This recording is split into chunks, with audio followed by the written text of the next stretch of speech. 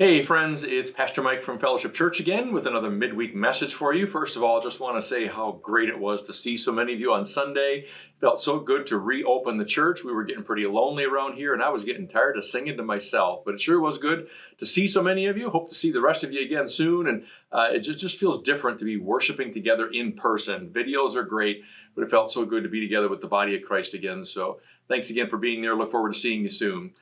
This morning, I'd like to talk to you about attachments. You all have attachments in your life. And by attachments, I don't mean those funny little things that you work with on your vacuum cleaner to extend the service or something. I mean the things that you have added into your life that somehow bring value to your life.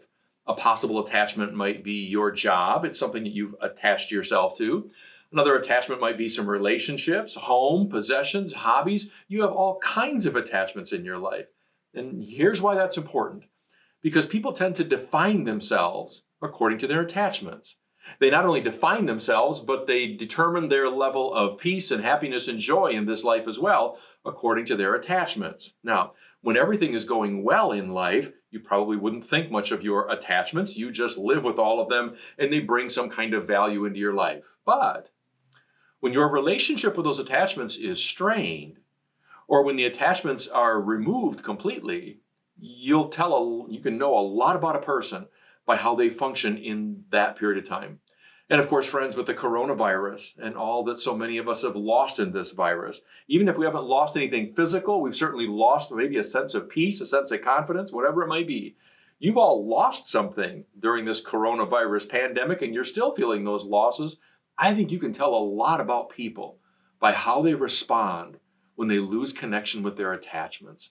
Psychologists would say you can learn a lot about a person's mental well-being and mental health by how they respond to their attachments, what the attachments mean to them. And friends, I think you can learn a lot about a person by how life feels to them when the attachments are gone.